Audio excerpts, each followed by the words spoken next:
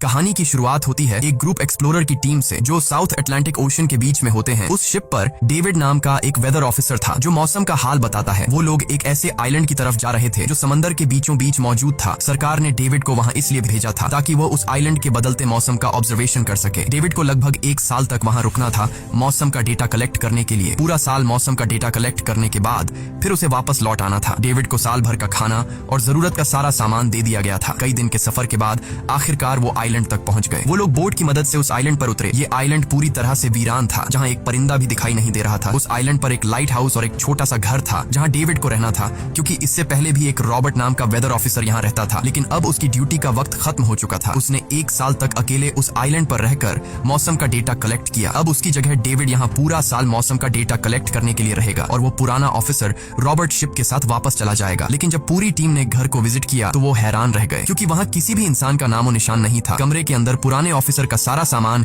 यहाँ वहाँ बिखरा पड़ा था। जिसके बाद कैप्टन और डेविड ने सोचा कि शायद लाइट हाउस में कोई हो सकता है। कैप्टन और डेविड बिना वक्त गंवाए लाइट हाउस की तरफ बढ़ते हैं और वो सब वहाँ एक अजीब नजारा देखते हैं। वो देखते हैं कि पूरा लाइट हाउस तेज और नुकीले लकड़ियों से घिरा हुआ था, जैसे किसी ने जानबूझकर उसे बंद कर दिया हो ताकि कोई भी अंदर न जा सके। जिसके बाद कैप्टन और डेविड ने लाइट हाउस का गेट कई बार नॉक किया, लेकिन अंदर से कोई रिस्पॉन्स नहीं मिला। आखिर में उन्होंने गेट को जोर से धक्का दिया और अंदर घुस गए। लाइट हाउस के अंदर उन्हें एक आदमी मिला जिसका नाम ग्रूनर था। जब उन्होंने ग्रूनर से पुराने वेदर ऑफिसर रॉबर्ट के बारे में पूछा तो उसने जवाब दिया कि वो तो मर गया है। वो समंदर की तरफ गया लेकिन दोबारा कभी लौटकर वापस नहीं आया। ग्रूनर की बातें सुनकर डेविड और कैप्टन दोनों चौंक गए। ये सब सुनने के बाद कैप्टन ने डेविड से कहा, अगर तुम अब भी चाहो तो हमारे साथ वापस चल सकते हो। लेकिन डेविड ने वापस जाने से इनकार कर दिया। डेविड ने सोचा अगर वो सरकार को उस आइलैंड का एक्यूरेट वेदर रिपोर्ट दे पाया तो उसे काफी मोटी रकम मिल सकती है। जिसके बाद कैप्टन ने उसे एक गन दी खुद की प्रोटेक्शन के लिए, और कैप्टन ने डेविड से कहा कि ये जगह मुझे सेफ नहीं दिखाई दे रही, अपना ख्याल रखना। इसके बाद उसे वहीं पर छोड़कर वो सब वापस चल दिए और अब ये दोबारा वापस 1 साल बाद आएंगे। कैप्टन के जाने के बाद डेविड ने घर को थोड़ा सेटल किया, रहने के काबिल बनाया। रात होने के बाद उसे ड्रॉर में एक डायरी मिली जो पुराने वेदर ऑफिसर रॉबर्ट की थी। उस डायरी में आइलैंड के बारे में बहुत कुछ लिखा था। डायरी में एक मिस्टीरियस क्रीचर के बारे में कुछ बातें लिखी गई थी, लेकिन सब कुछ साफ नहीं था, कुछ बातें अधूरी थी। डेविड हर लाइन को ध्यान से पढ़ता गया। उस डायरी में कुछ अजीब तरह के जानवरों के स्केचेस भी बने थे। डेविड को समझ नहीं आया उसने ऐसी पिक्चर्स क्यों बनाई थी। शायद वो अकेला था और टाइम पास के लिए ऐसा किया होगा। डायरी के एक पेज पर पुराने ऑफिसर के वाइफ की फोटो भी लगी थी। डेविड वह डायरी पढ़ते पढ़ते थक गया और धीरे धीरे उसकी आंख लग गई। अगली सुबह डेविड ने मौसम का डेटा कलेक्ट करना शुरू कर दिया, लेकिन समंदर के पास पहुंचते ही उसके कदम रुक गए। उसने देखा कि चट्टानों के बीच कुछ पत्थर अजीब तरीके से सजाए गए हैं और उनके बीच शेल्स रखे थे अजीब से पैटर्न में। डेविड ने सोचा शायद ये सब ग्रूनर ने किया है। वो ये सोचकर दोबारा अपने काम में लग गया। काम के दौरान जब उसने दूरबीन से लाइट हाउस की तरफ देखा तो उसे ग्रूनर के साथ एक और इंसान भी दिखाई दिया, लेकिन पलक झपकते ही वो गायब हो गया। डेविड ने दोबारा उसे देखने की कोशिश की, लेकिन फिर उसे लगा कि ये उसका वहम है। रात को डेविड अपने काम में बिजी था, तभी दरवाजे पर नॉक हुआ। उसे लगा कि शायद ये ग्रूनर है। डेविड ने उसका नाम पुकारा, लेकिन कोई जवाब नहीं मिला। हाथ में लैंप लेकर जैसे ही डेविड दरवाजे की तरफ बढ़ा तो उसके कानों में कुछ अजीब सी आवाजें गूंजने लगी जो किसी इंसान की बिल्कुल भी नहीं थी। और फिर उसने देखा गेट के नीचे से किसी अजीबोगरीब क्रीचर का हाथ अंदर आने की कोशिश कर रहा है। वो इंसान का हाथ बिल्कुल भी नहीं था। ये देखकर डेविड के पांव तले जमीन ही खिसक गई। वो तुरंत बेसमेंट की तरफ भागा और वहां जाकर छुप गया। कुछ ही देर में वो मिस्टीरियस क्रीचर घर के अंदर घुस चुकी थी। वो छुप छुप कर डेविड को ढूंढ रही थी और डेविड बेसमेंट के एक छोटे से दरार से उसे देखने लगा। डेविड की हलचल से उस क्रीचर ने डेविड को देख लिया। जिसके बाद वो क्रीचर डेविड को मारने के लिए तेजी से उसकी तरफ भागा और दरार से उसे पकड़ने की कोशिश करने लगा। तो डेविड ने खुद को बचाने के लिए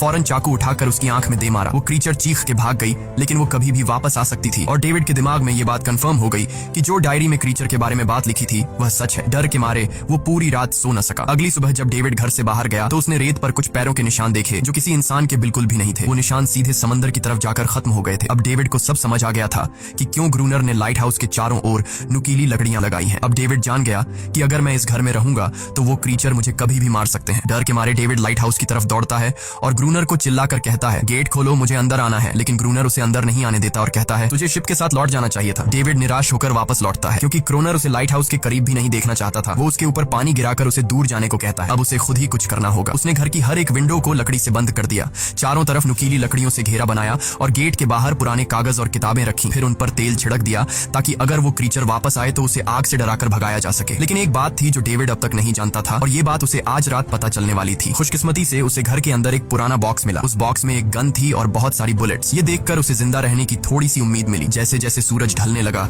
डेविड के दिल में डर बढ़ने लगा। कुछ ही देर में चारों तरफ रात का अंधेरा छा गया। डेविड गन हाथ में लिए घर के एक कोने में चुपचाप बैठा था। उसकी दिल की धड़कनें तेज थीं। तभी एक अजीब आवाज सुनाई दी और जब डेविड ने खिड़की से छुपकर समंदर की तरफ देखा तो जैसे उसके पैरों के नीचे से जमीन ही खिसक गई। उसने देखा कि सिर्फ एक नहीं बल्कि पानी में से कई सारी वही अजीबोगरीब क्रीचर्स उसकी तरफ बढ़ रही हैं। कुछ ही देर में वो सब इकट्ठा होकर कमरे का गेट तोड़ने की कोशिश करने लगे। डेविड ने तुरंत गोलियां चलानी शुरू की, जिनमें से कुछ क्रीचर्स गिरकर मर गए। डेविड को लगा कि गोली की आवाज सुनने के बाद वो डरकर भाग जाएंगे, लेकिन अपने साथियों को मरता हुआ देखकर वो और भी ज्यादा गुस्सा हो गए। तब डेविड प्लान बी अपनाते हुए गेट के बाहर रखे कागजों और पुरानी किताबों को आग लगा देता है। आग देखकर वो क्रीचर्स डर के मारे वापस समंदर में लौट गए, लेकिन अब वही आग डेविड के घर तक पहुंच चुकी थी। घर के दरवाजे ने आग पकड़ ली और धीरे धीरे फैलने लगी, क्योंकि पूरा घर लकड़ी का बना हुआ था। डेविड ने तुरंत एक चादर में खुद को लपेटकर अपनी जान बचाई और बाहर निकलकर लाइट हाउस के पास एक बड़े पत्थर के पीछे छुप गया। क्रीचर्स को शूट करते वक्त डेविड के हाथ में काफी गहरी चोट भी आई। तभी अचानक तेज बारिश शुरू हो गई। आग धीरे धीरे बुझने लगी, लेकिन पूरी रात की बारिश के बाद भी सुबह तक डेविड अपना घर नहीं बचा पाया। पूरा घर जलकर लगभग राख हो चुका था। अब अगर डेविड को जिंदा रहना है तो उसे लाइट हाउस में पनाह लेनी होगी। उसने अपनी राइफल उठाई और लाइट हाउस के पास के पत्थरों के बीच छुप गया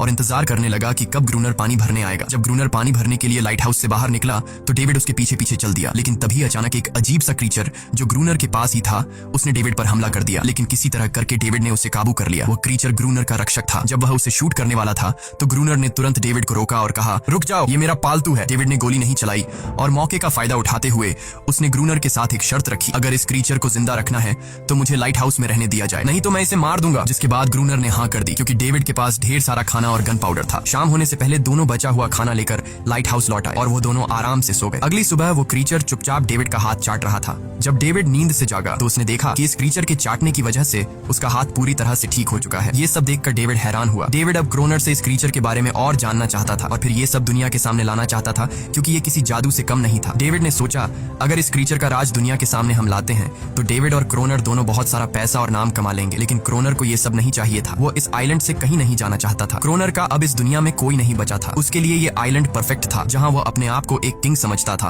और अपनी मर्जी का मालिक। इसी वजह से उसने आइलैंड के कई हिस्सों में लिख दिया था, क्रोनर यहाँ का बादशाह है। लेकिन डेविड को ये समझ नहीं आ रहा था कि ये अजीब सी क्रीचर क्रोनर की फालतू कैसे बनी। तो क्रोनर ने बताया कि एक बार क्रोनर ने उसकी जान बचाई थी। वो गलती से उसके फिशिंग नेट में फंस गई थी। तब ये क्रीचर छोटी थी और उस दिन के बाद से वो क्रोनर के साथ ही रह गई। उसकी हर बात माननी शुरू कर दी। लेकिन क्रोनर एक सख्त इंसान था। वो इस क्रीचर के साथ बहुत बुरा बर्ताव करता था। क्रोनर हर दिन इस क्रीचर के साथ फिजिकल रिलेशन रखता था। क्रोनर ने बताया कि एक बार इस क्रीचर ने मुझ पर हमला भी किया था और उसके बदले में क्रोनर ने उसे ऐसी सजा दी कि उस सजा के बाद वो क्रीचर अपने आप को क्रोनर की गुलाम समझने लगी। और आप सब भी समझ गए होंगे कि हर रात वो क्रीचर समुद्र से बाहर क्यों आते हैं। वो सभी इसलिए आते हैं ताकि अपने साथी को क्रोनर से छुड़वाकर वापस ले जाए। लेकिन क्रोनर ऐसा नहीं होने देता। वो क्रीचर्स दिन के उजाले में अटैक नहीं कर सकते, क्योंकि सूरज की रोशनी उनकी स्किन जला देती है। डेविड अब यहाँ और नहीं रहना चाहता था। वो किसी तरह से आइलैंड से अपनी जान छुड़ाना चाहता था। खैर, शाम होने लगी और क्रोनर ने उससे कहा, गन लेकर रेडी हो जाओ, क्योंकि वो क्रीचर्स कभी भी हमला कर सकते हैं। वो लाइट हाउस की लाइट ऑन करने के लिए तैयार हो गए और कुछ ही देर में समुद्र से बड़ी संख्या में क्रीचर्स निकलकर बाहर आ गए। वो लाइट हाउस की तरफ बढ़ते जा रहे थे। क्रोनर उन पर लगातार फायर करता जा रहा था, लेकिन डेविड पूरी तरह से डर गया था। वो लाइट हाउस के अंदर की तरफ आने लगा। क्रोनर के बार बार कहने के बावजूद वो बस एक कोने में चुपचाप बैठा रहा और कुछ ही देर में डेविड बेहोश हो गया। क्रोनर पूरी रात अकेला इन क्रीचर्स से लड़ता रहा। अगली सुबह क्रोनर ने गुस्से में डेविड के मुंह पर पानी डालकर उसे उठाया और कहा, अगर तुम्हें जिंदा रहना है तो इनकी जान लेनी होगी, नहीं तो तुम्हें लाइट हाउस से निकाल दिया जाएगा और तुम्हें मेरी हर बात माननी होगी। रोजाना पानी भर कर लाना, लाइट हाउस के छोटे बड़े काम करना और रात को मेरे साथ गार्ड ड्यूटी भी करनी होगी। अब डेविड के पास दूसरा कोई ऑप्शन नहीं था। इसी वजह से ये सब करना उसकी मजबूरी बन गया। डेविड अब क्रोनर की हर बात मानने लगा। लेकिन एक चीज थी जो उसे बिल्कुल भी पसंद नहीं आई। वो ये थी कि हर रोज उस फीमेल क्रीचर को अलग अलग तरीकों से फिजिकली टॉर्चर करना। रात होती है, दोनों फिर से गार्ड ड्यूटी के लिए तैयार हो जाते हैं और एक बार फिर वो क्रीचर समुद्र से निकलकर बाहर आते हैं। लेकिन आज डेविड को डर नहीं लग रहा था। उसने क्रीचर पर फायरिंग शुरू की, मगर आज क्रोनर कुछ भी नहीं कर रहा था। वो डेविड को बाहर छोड़कर लाइट हाउस का गेट बंद कर देता है और खुद चुपचाप अंदर बैठ जाता है, ताकि डेविड खुद सीख सके कि इन क्रीचर्स से कैसे लड़ा जाता है। इसी तरह डेविड को लड़ते लड़ते वो रात कट जाती है और सुबह हो जाती है। सुबह क्रोनर ने देखा कि डेविड लाइट हाउस के गेट के बाहर खून में लथपथ बैठा था। अब उसने सीख लिया था कि इन क्रीचर्स से कैसे लड़ना है। इसी तरह समय गुजरता गया, रातों को इन क्रीचर्स से लड़ते हुए और दिन भर क्रोनर के लाइट हाउस के काम संभालते हुए। ये आइलैंड अब उसके लिए एक बंद घर जैसा हो गया था। वो हर वक्त सोचता रहता था कि कब ये जगह छोड़कर आजादी की सांस लेगा। समय के साथ साथ डेविड का उस फीमेल क्रीचर के साथ एक अजीब सी दोस्ती बन गई थी। डेविड को उसके लिए अब बुरा लगने लगा था। अब उसे समझ आया कि अपने लोगों को छोड़कर अकेला रहना कितना मुश्किल होता है। शायद वो क्रीचर भी कुछ ऐसा ही महसूस करती थी। डेविड ने उस क्रीचर को एक नाम भी दिया, अनारियस। इसी तरह से दिन गुजरते गए और फिर एक दिन उन्होंने देखा कि इन क्रीचर्स के अटैक्स धीरे धीरे कम हो रहे हैं। डेविड सोचता है शायद सर्दियों में वो कहीं और चले जाते हैं, या फिर शायद उन्हें समझ आ गया था कि इन दोनों से लड़कर कुछ हासिल नहीं होगा। लेकिन क्रोनर ने उससे कहा कि ऐसा बिल्कुल नहीं है, वो फिर से अटैक करेंगे। अब वो अपनी संख्या बढ़ा रहे हैं। कुछ और दिन ऐसे ही गुजर गए। एक रात डिनर के बाद क्रोनर और डेविड ने टाइम पास के लिए चेस खेलना शुरू किया। लेकिन यहीं पर क्रोनर से एक बड़ी गलती हो गई। वो दोनों खेल में इतने उलझ गए कि लाइट हाउस की लाइट्स ऑन करना ही भूल गए। अंधेरे का फायदा उठाकर क्रीचर्स ने उन पर अटैक कर दिया। डेविड ने देखा कि क्रीचर्स की संख्या इतनी ज्यादा थी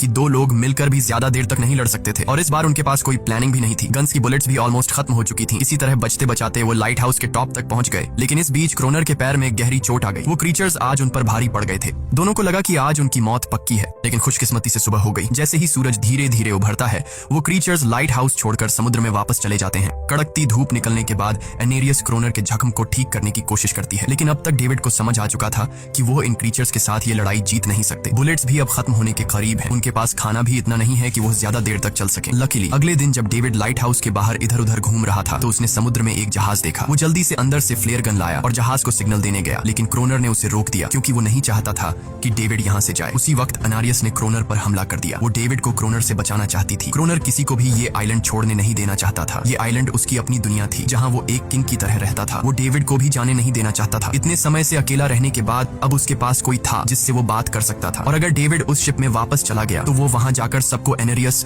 और उनके बारे में बता देगा। इसलिए अब डेविड यहाँ से नहीं जा सकता। धीरे धीरे वो शिप डेविड की आंखों के सामने समुद्र में गायब हो गई। अब उसके पास कुछ भी करने को नहीं था। कुछ और दिन ऐसे ही बीत गए। क्रोनर अब भी डेविड और अनारियस दोनों के साथ बुरा बर्ताव कर रहा था, लेकिन अनारियस को वो खास तौर पर मारता था जो डेविड को बिल्कुल पसंद नहीं था। एक दिन डेविड ने अनारियस को एक छोटी टॉय बोट गिफ्ट में दी जो उसने किसी मछली की हड्डी से बनाई थी, लेकिन जब अनारियस ने उस बोट को देखा तो वो डेविड को आइलैंड के एक ऐसे कोने में ले गई जहाँ सचमुच एक असली बोट रखी थी। जब डेविड ने इस बोट के बारे में क्रोनर से पूछा तो उसने कहा हाँ, उसे पहले से पता था कि आइलैंड के इस हिस्से में एक बोट है। क्रोनर कहता है कि कुछ लोग इस आइलैंड तक बोट के जरिए अपनी जान बचाने आए थे, लेकिन सुबह होने से पहले उनमें से कोई भी जिंदा नहीं बचा। सबको इन क्रीचर्स ने मार दिया। वो सब शिप में गोला बारूद ले जा रहे थे, लेकिन समुद्र में आए तूफान की वजह से उनका शिप इसी आइलैंड के पास डूब गया। ये सब सुनते ही डेविड के दिमाग में एक आइडिया आया। उनके पास एक डाइविंग सूट जैसा कुछ था। डेविड ने कहा कि अगर हम दोनों में से कोई उस सूट को पहनकर समुद्र के उस हिस्से में जाए जहां वो शिप डूबी थी तो हो सकता है उन्हें कुछ बुलेट्स या डायनामाइट मिल जाए जिससे इन क्रीचर्स से लड़ना आसान हो जाए। लेकिन क्रोनर ने इस बात को मानने से इनकार कर दिया, पर डेविड अपनी जान को खतरे में डालकर ये काम करने को तैयार था। कुछ और दिन ऐसे ही गुजर गए। डेविड और अनारियस के बीच एक गहरा कनेक्शन बन गया। डेविड उसे पसंद करने लगा था। इन दोनों को रोमांस करते हुए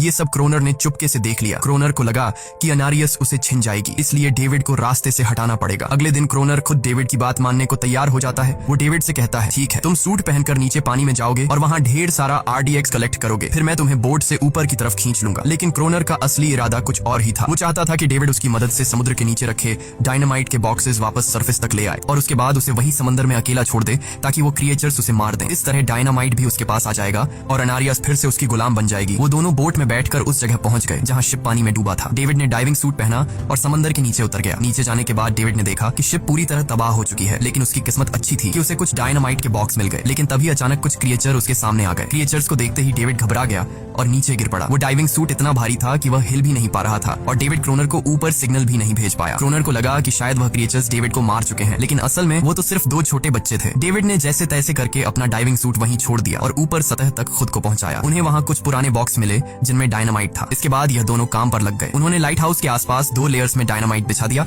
ताकि जब अगला हमला हो तो वे मॉन्स्टर्स को एक ही बार में खत्म कर सकें। कुछ महीने बीत गए और बर्फबारी का मौसम आया, लेकिन एक बार फिर वो क्रिएचर्स गायब हो गए। अचानक से अटैक बंद हो चुके थे, जैसे क्रिएचर्स को खबर मिल गई हो कि उनके लिए जाल बिछाया गया है, इसीलिए अब वो अटैक नहीं कर रहे थे। क्रोनर को लगा कि शायद अनारियस ने उन क्रीचर्स को खबरदार कर दिया है, जिसकी वजह से वो अनारियस पर जुल्म करने लगा, लेकिन डेविड ने उसे रोक लिया। आखिर में दोनों ने मिलकर एक नया प्लान बनाया, लाइट हाउस का मेन गेट खुला छोड़ने का, ताकि जैसे ही वो क्रिएचर्स पास आए डायनामाइट से उन सबको उड़ा दिया जाए। डेविड ने चालाकी से काम लेते हुए अनारियस को लाइट हाउस के टॉप पर चीखने को कहा। एनरिस की आवाज सुनते ही सभी क्रिएचर्स गुस्से से भड़क उठे। क्रिएचर्स ने जब देखा कि लाइट हाउस का मेन गेट खुला हुआ है तो उन्हें लगा कि यह अच्छा मौका है अनारियस को छुड़ाने का, लेकिन असल में यह उनके लिए एक चाल थी। कुछ ही देर में वह क्रिएचर समंदर से बाहर निकलने लगे। वे सीधे मेन गेट की तरफ बढ़े और अंदर घुसते ही डेविड पर हमला कर दिया। डेविड भी हिम्मत दिखाता है और क्रिएचर से जान छुड़ा लेता है। जैसे ही वे सभी क्रिएचर लाइट हाउस के पास पहुंच जाते हैं तो क्रोनर डायनामाइट का लीवर दबा देता है, लेकिन ब्लास्ट नहीं होता। असल में डेविड ने उसका कनेक्शन खोल दिया था और क्रोनर उसे दोबारा लगाना भूल गया था। डेविड तुरंत ऊपर भागता है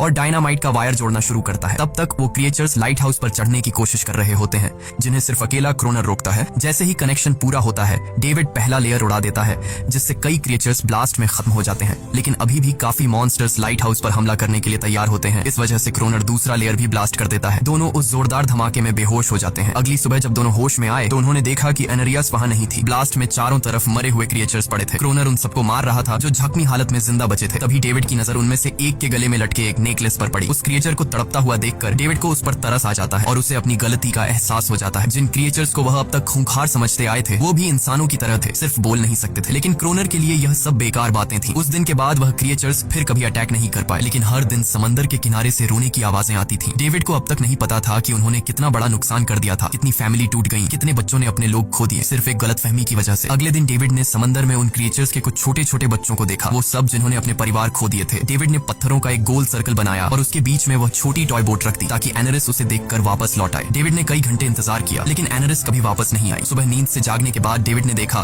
कि क्रोनर सो रहा है। क्रोनर के पास कुछ पुरानी चीजें रखी थी, उनमें एक पुरानी तस्वीर भी थी और जैसे ही डेविड ने उस तस्वीर को देखा वह हैरान रह गया। वह लड़की जिसका फोटो उसने पहले दिन पुराने ऑफिसर रॉबर्ट की डायरी में देखा था वह कोई और नहीं बल्कि क्रोनर की पत्नी थी और फोटो में क्रोनर उसके साथ खड़ा था। असल में 1 साल पहले आए वेदर ऑफिसर रॉबर्ट मरा नहीं बल्कि उसने अपनी पहचान बदल दी थी, यानी क्रोनर ही वेदर ऑफिसर रॉबर्ट है। बस उसने अपना नाम बदल लिया था क्योंकि अब वह कभी इस आइलैंड को छोड़ना नहीं चाहता था। ये सब देखकर डेविड ने भी यह उम्मीद छोड़ दी कि वह कभी इस आइलैंड से जा पाएगा। अगले दिन शाम को जब डेविड समंदर के किनारे गया उसने देखा कि उस सर्कल में रखी छोटी बोट अब वहां नहीं थी, लेकिन उसी जगह पर उसने एक क्रीचर का छोटा सा बच्चा देखा जिसके हाथों में वह बोट थी। डेविड ने अपने हाथ में जलती हुई लकड़ी को उस सर्कल के बीच में फेंक दिया ताकि वह दिखा सके कि उसका इरादा लड़ने का नहीं है और उससे किसी को खतरा महसूस न हो। वह उनके साथ दोस्ती करना चाहता था। कुछ ही देर बाद समंदर की लहरों से एनारिस निकलती है और उसके पीछे पूरा क्रीचर्स का ग्रुप भी समंदर से बाहर आता है, लेकिन इस बार कोई भी डेविड पर अटैक नहीं करता क्योंकि वे भी अब शांति चाहते हैं। उनका इरादा सिर्फ एक सुरक्षित जगह पाने का था अपने बच्चों के लिए। लेकिन तभी वहां क्रोनर हाथ में बंदूक लिए पहुंच जाता है। क्रोनर को लगता है कि अगर शांति हो गई तो उसे सबसे ऊपर होने का एहसास कैसे होगा। डेविड उसे समझाने की कोशिश करता है कि ये क्रीचर्स लड़ना नहीं चाहते, ये शांति चाहते हैं, लेकिन क्रोनर किसी की नहीं सुनता। वो एनेरियस से चिल्लाकर कहता है अंदर चली जाओ, लेकिन ये पहली बार था कि एनेरियस ने उसकी बात नहीं मानी क्योंकि अब वह उसकी नौकरानी नहीं थी। यह देखकर क्रोनर को लगता है कि अब इस आइलैंड पर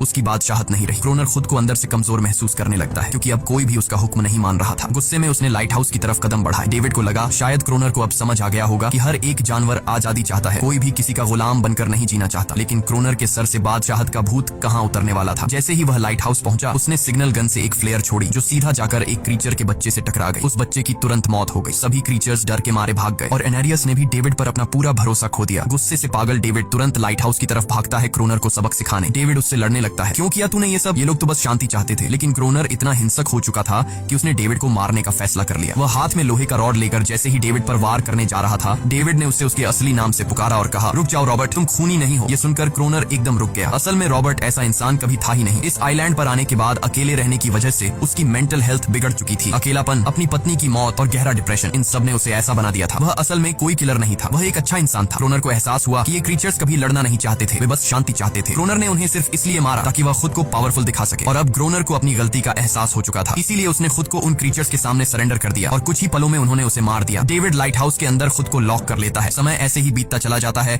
और 1 साल बाद आइलैंड पर एक गवर्नमेंट अफसर आता है, साथ में एक नया वेदर ऑफिसर भी होता है। अब नए गवर्नमेंट अफसर ने इस आइलैंड पर वेदर मॉनिटर की ड्यूटी करनी थी। जब कैप्टन पिछले अफसर के बारे में डेविड से पूछता है तो डेविड भी वही बात करता है कि वह पानी की तरफ गया था लेकिन कभी वापस नहीं आया और वेदर ऑफिसर को भी लगता है कि डेविड ही क्रोनर है। डेविड ने भी उनकी इस गलतफहमी को ठीक नहीं किया। वह चुपचाप बालकनी पर गया और खड़ा हो गया बिना कुछ कहे क्योंकि अब वह भी इस आइलैंड को छोड़ना नहीं चाहता था, बिल्कुल क्रोनर की तरह। इसी दौरान एनेरिस भी अपने परिवार के साथ खुश थी। अब उन्हें किसी क्रोनर जैसे आदमी का डर नहीं था। अब वे आइलैंड पर भी और समंदर में भी आजादी से जी सकते थे। इसी के साथ कहानी खत्म हो जाती है। अगर वीडियो आपको अच्छी लगी हो तो हमारे चैनल को जरूर सब्सक्राइब कीजिए।